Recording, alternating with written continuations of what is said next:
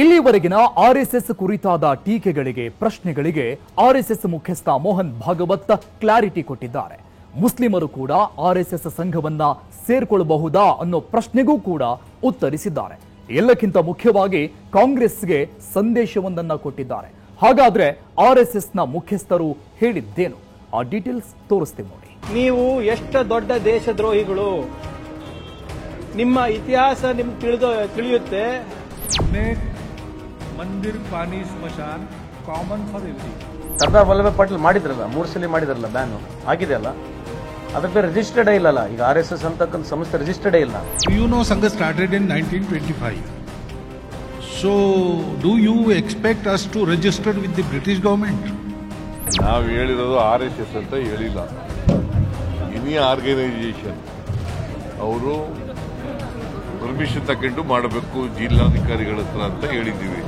ನೀವು ಸಂವಿಧಾನಕ್ಕೂ ಗೌರವ ಕೊಟ್ಟಿಲ್ಲ, ನಮ್ಮ ರಾಷ್ಟ್ರ ಧ್ವಜಕ್ಕೂ ಗೌರವ ಕೊಟ್ಟಿಲ್ಲ, ಮತ್ತೆ ನಮ್ಮ ರಾಷ್ಟ್ರಗೀತೆಗೂ ಕೂಡ ನೀವು ಗೌರವ ಕೊಟ್ಟಿಲ್ಲ. RSS ರಿಜಿಸ್ಟರ್ ಆಗಿದೆಯಾ? ಸಂಘ ಪರಿವಾರದ ಕಾರ್ಯವೈಖರಿ ಏನು ಎಂಬ ಪ್ರಶ್ನೆ ಎದ್ದಿದ್ದೇ ತಡ ರಾಜ್ಯದಲ್ಲಿ ಭಾರೀ ಚರ್ಚೆಗೆ ಕಾರಣವಾಗಿತ್ತು. ದೇಶದೆಲ್ಲೆಡೆ ಚರ್ಚೆಗೆ ಕಾರಣವಾಗಿತ್ತು. ಮುಖ್ಯವಾಗಿ RSSಗೆ ಅಂಕುಶ, RSSಗೆ ಕಡಿವಾಣ ಹಾಕುವ ಯತ್ನ ಅಂತೆಲ್ಲ ಚರ್ಚೆ ಆಗಿತ್ತು. ಬಿಜೆಪಿ ನಾಯಕರು RSS ಪರವಾಗಿ ನಿಂತರೆ RSS ನೋಂದಣಿ ಆಗಿದೆಯಾ, ರಿಜಿಸ್ಟರ್ಡ್ ಸಂಘನ ಅನ್ನೋ ಪ್ರಶ್ನೆಗಳನ್ನ ಕಾಂಗ್ರೆಸ್ ನಾಯಕರು ಕೇಳಿದ್ರು. ಅಷ್ಟೇ ಅಲ್ಲ, RSS ಬ್ಯಾನ್ ಮಾಡಬೇಕು ಎಂಬ ಚರ್ಚೆಯನ್ನೂ ಹುಟ್ಟುಹಾಕಿದ್ರು. ಎಲ್ಲ ಟೀಕೆಗಳಿಗೆ, ಎಲ್ಲ ಪ್ರಶ್ನೆಗಳಿಗೆ ಸ್ವತಃ RSS ಮುಖ್ಯಸ್ಥ ಮೋಹನ್ ಭಾಗವತ್ ಉತ್ತರ ನೀಡಿದ್ದಾರೆ. ಹಾಗಾದ್ರೆ ಮೋಹನ್ ಭಾಗವತ್ ಏನೆಂದು ಉತ್ತರ ನೀಡಿದ್ದಾರೆ? RSS ನೋಂದಣಿ ಪ್ರಶ್ನೆಗೆ ಭಾಗವತ್ ಆನ್ಸರ್ ಹೇಗಿತ್ತು? RSS ಟೀಕಿಸಿದವರಿಗೆ ಭಾಗವತ್ ನೀಡಿದ ಸಂದೇಶವೇನು? 100 ವರ್ಷ ಪೂರೈಸಿರುವ ಸಂಭ್ರಮದಲ್ಲಿ RSS ಎಲ್ಲಾ ಕಡೆ ಪಥಸಂಚಲನ ಮಾಡುತ್ತಿದೆ. 100 ವರ್ಷದ ನಿರಂತರ ಸೇವೆಯನ್ನ ವಿಭಿನ್ನ ರೀತಿ ಆಚರಣೆ ಮಾಡುತ್ತಿದೆ. ಕೆಲವು ಕಡೆ RSSನ ಪಥಸಂಚಲನಕ್ಕೆ ಸರ್ಕಾರ ಪರ್ಮಿಷನ್ ಕೊಟ್ರೆ, ಇನ್ನು ಕೆಲವು ಕಡೆ ಪರ್ಮಿಷನ್ ಕೊಟ್ಟಿರಲಿಲ್ಲ. ಈ ನಡುವೆ RSS ಬಗ್ಗೆ ಸಾಲು ಸಾಲು ಪ್ರಶ್ನೆಗಳೂ ಹುಟ್ಟಿಕೊಂಡವು. ಸಂಘ ಸಂಸ್ಥೆಗಳಿಗೆ ಕಡಿವಾಣ ಹಾಕುವ ಯತ್ನಾನೂ ನಡೆಯಿತು. RSS ಓಟಕ್ಕೆ 100 ವರ್ಷಗಳ ಬಳಿಕ ಬ್ರೇಕ್ ಬಿದ್ದೇ ಬಿಡ್ತು ಅನ್ನೋ ರೀತಿ ಚರ್ಚೆ ಮಾಡಿದ್ರು. ಮುಖ್ಯವಾಗಿ RSS ರಿಜಿಸ್ಟರ್ ಮಾಡಿಕೊಂಡಿಲ್ಲ ಅನ್ನೋದು ಭಾರೀ ವಿವಾದಕ್ಕೆ ಕಾರಣವಾಗಿತ್ತು. ನೋಂದಣಿ ಪತ್ರ ಇದ್ರೆ ತೋರಿಸಿ ಅಂತ ಕಾಂಗ್ರೆಸ್ ಚಾಲೆಂಜ್ ಹಾಕಿತ್ತು.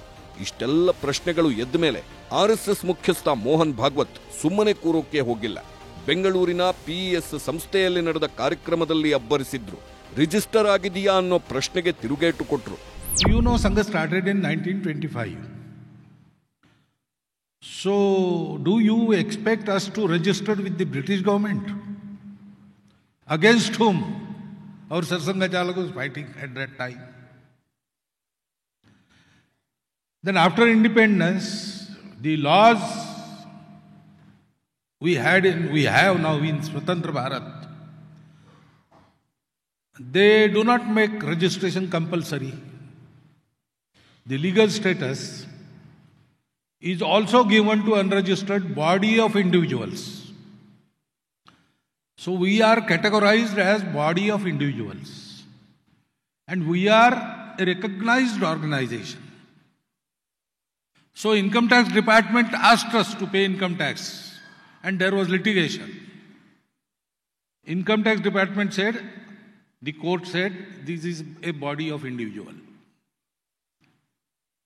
And our Guru Dakshina was exempted from that income tax. We were banned thrice. So government has recognized. If we were not there, whom they banned? And each time courts resolved the ban, they dismissed the ban and made RSS a legal organization. So many times questions are asked in assembly, in parliament, statements are given, pro or anti-RSS. All this is not without recognition. Legally, factually, we are an organization. RSS ನಿಷೇಧ ಸಾಧ್ಯವಿಲ್ಲ, ಮೋಹನ್ ಭಾಗವತ್ ಸಂದೇಶ. RSS register ಆಗಿದೆಯಾ? ಆದಾಯ ಮೂಲವೇನು? ಎಲ್ಲಿಂದ ಹಣ ಬರುತ್ತೆ? ಹೇಗೆ ಸಂಪಾದನೆ ಮಾಡುತ್ತೆ ಅನ್ನೋ ಪ್ರಶ್ನೆಗಳನ್ನ ಸಚಿವ ಪ್ರಿಯಾಂಕ್ ಖರ್ಗೆ ಕೇಳಿದ್ರು. ಈ ಪ್ರಶ್ನೆಗೆ RSS ಮುಖ್ಯಸ್ಥ ಮೋಹನ್ ಭಾಗವತ್ ಸಖತ್ತಾಗಿ ಉತ್ತರ ಕೊಟ್ಟರು. ನಾವು ಟ್ಯಾಕ್ಸ್ ಕಟ್ಟುತ್ತಿದ್ದೇವೆ, ಕೋರ್ಟ್ ನಮ್ಮ ಪರವಾಗಿ ಆದೇಶ ಹೊರಡಿಸಿದೆ, ಪ್ರತಿ ಬಾರಿಯೂ ಕೋರ್ಟ್ ಆರ್ಎಸ್ಎಸ್ಗೆ ಮಾನ್ಯತೆ ಕೊಟ್ಟಿದೆ ಅಂತ ಟೀಕಿಸಿದವರಿಗೆ ಕ್ಲಾರಿಟಿ ನೀಡಿದ್ರು. ಇಷ್ಟೇ ಅಲ್ಲ, ಆರ್ಎಸ್ಎಸ್ ನಿಷೇಧ ಮಾಡೋಕೆ ಸಾಧ್ಯವೇ ಇಲ್ಲ ಅನ್ನೋ ಸಂದೇಶ ಕೊಟ್ಟರು. So income tax department asked us to pay income tax and there was litigation. Income tax department said, the court said, this is a body of individual. And our Guru Dakshina was exempted from that income tax. We were banned thrice. So government has recognized. If we were not there, whom they banned? And each time courts resolved the ban, they dismissed the ban and made RSS a legal organization. Hindu ಧರ್ಮವು register ಆಗಿಲ್ಲ ಎಂದ Bhagwat, ನೋಂದಣಿಯಾಗಿಲ್ಲ RSS ಕಡಿವಾಣ ಅನ್ನೋ ಮಾತುಗಳು ಭಾರೀ ಚರ್ಚೆಗೆ ಕಾರಣವಾಗಿದ್ವು. ಈ ಮಾತಿಗೆ ಆರ್ಎಸ್ಎಸ್ ಮುಖ್ಯಸ್ಥ ಮೋಹನ್ ಭಾಗವತ್ ಹಿಂದೂ ಧರ್ಮವು ರಿಜಿಸ್ಟರ್ ಆಗಿಲ್ಲ ಎಂದು ಬಿಟ್ರು. Legally, factually, we are an organization. We are not unconstitutional.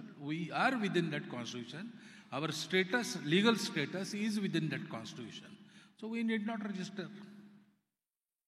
Many things are there which are not registered. Even Hindu Dharma is not registered.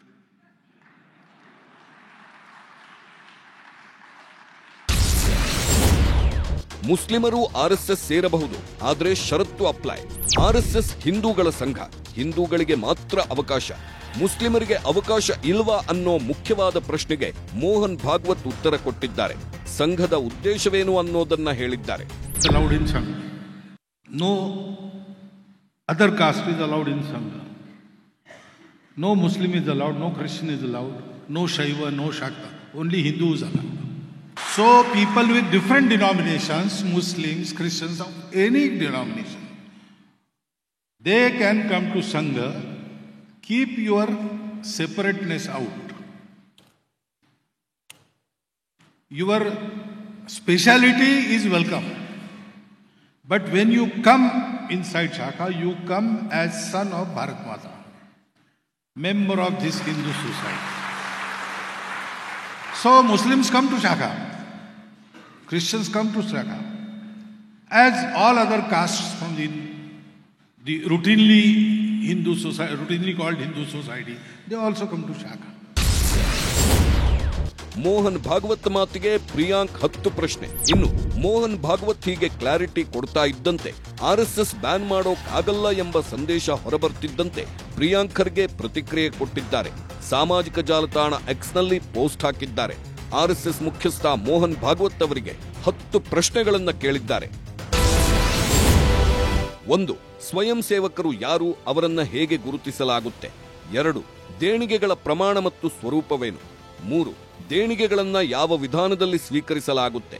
4. ಸಂಸ್ಥೆಗೆ ನೇರವಾಗಿ ದೇಣಿಗೆಗಳನ್ನ ಯಾಕೆ ನೀಡಲಾಗುವುದಿಲ್ಲ? 5. ಆರ್ಥಿಕ ಮತ್ತು ಸಾಂಸ್ಥಿಕ ರಚನೆಯನ್ನ ಹೇಗೆ ನಿರ್ವಹಿಸಲಾಗುತ್ತೆ? 6. ಪೂರ್ಣ ಸಮಯದ ಪ್ರಚಾರಕರು ಮತ್ತು ನಿತ್ಯದ ವೆಚ್ಚ ಭರಿಸೋದ್ಯಾರು? 7. ದೊಡ್ಡ ದೊಡ್ಡ ಕಾರ್ಯಕ್ರಮಗಳಿಗೆ ಹಣ ಒದಗಿಸುವುದು ಹೇಗೆ? 8. ಸ್ಥಳೀಯ ಮಟ್ಟದಲ್ಲಿ ಸಮವಸ್ತ್ರ ವಸ್ತು ಖರೀದಿಸಿದಾಗ ಹಣದ ಲೆಕ್ಕ ಹೇಗೆ? 9. ಸ್ಥಳೀಯ ಕಚೇರಿಗಳ ನಿರ್ವಹಣೆ ವೆಚ್ಚವನ್ನ ಯಾರು ಭರಿಸುತ್ತಾರೆ? 10. ಕಾರ್ಯವಿಧಾನಗಳ ಅನುಪಸ್ಥಿತಿಯನ್ನ ಹೇಗೆ ಸಮರ್ಥಿಸುತ್ತದೆ? ಹೀಗೆ ಪ್ರಶ್ನೆಗಳ ಮೇಲೆ ಪ್ರಶ್ನೆ ಹಾಕಿರೋ ಪ್ರಿಯಾಂಕರ್ಗೆ ನಮ್ಮ ಹೋರಾಟ ಇಲ್ಲಿಗೆ ನಿಲ್ಲೋದಿಲ್ಲ ಅಂತ ಮೆಸೇಜ್ ಕೊಡ್ತಾ ಇದ್ದಾರೆ. ಮತ್ತೊಂದು ಕಡೆ ಸಿಎಂ ಸಿದ್ದರಾಮಯ್ಯ ಕೂಡ ರಿಜಿಸ್ಟರ್ ಬಗ್ಗೆ ಕ್ಲಾರಿಟಿ ಕೊಟ್ಟಿದ್ದಾರೆ. ನಾವು ಹೇಳಿದ್ದೇನು, ಹೊರಗಡೆ ಚರ್ಚೆ ಆಗಿದ್ದೇನು ಅನ್ನೋದಕ್ಕೆ ಪ್ರತಿಕ್ರಿಯೆ ನೀಡಿದ್ದಾರೆ. ನಾವು ಹೇಳಿರೋದು ಆರ್ಎಸ್ಎಸ್ ಅಂತ ಹೇಳಿಲ್ಲ, ಎನಿ ಆರ್ಗನೈಸೇಷನ್ ಅವರು ಪರ್ಮಿಷನ್ ತಗೊಂಡು ಮಾಡಬೇಕು ಜಿಲ್ಲಾಧಿಕಾರಿಗಳ ಹತ್ರ ಅಂತ ಹೇಳಿದ್ದೀವಿ. ಅದನ್ನು ಬಿಟ್ಟರೆ ಆರ್ಎಸ್ಎಸ್ ಅಂತ ಸ್ಪೆಸಿಫಿಕ್ ಆಗಿ ಹೇಳಿಲ್ಲ. ಅವರು ಭಾವಿಸ್ಕೊಂಡಿದ್ದಾರೆ ಆರ್ಎಸ್ಎಸ್ ಅಂತ. ಎನಿ ಆರ್ಗನೈಸೇಷನ್ ಅಂದ್ರೇನು? ಎಲ್ಲ ಸಂಘ ಸಂಸ್ಥೆಗಳು. ಆಮೇಲೆ ಹೇಳಿ, ಭಾಗವತ್ ಹೇಳೋದಕ್ಕೆಲ್ಲ ನಾವು ಉತ್ತರ ಕೊಡಕ್ಕಾಗಲ್ಲ. ಸದ್ಯ ಇಷ್ಟು ದಿನಗಳ ಪ್ರಶ್ನೆಗಳಿಗೆ ಮೋಹನ್ ಭಾಗವತ್ ಬೆಂಗಳೂರಿನಲ್ಲಿ ಉತ್ತರ ಕೊಟ್ಟಿದ್ದಾರೆ. ಈ ಹಿಂದೆ ಆರ್ಎಸ್ಎಸ್ ಬ್ಯಾನ್ ಮಾಡೋಕೆ ಹೋಗುವಾಗ ಏನೆಲ್ಲ ಆಯಿತು, ಮುಂದೆ ಏನಾಗುತ್ತೆ, ಆರ್ಎಸ್ಎಸ್ ಹೇಗೆ ಕೆಲಸ ಮಾಡ್ತಿದೆ ಅಂತ ಮೆಸೇಜ್ ನೀಡಿದ್ರು.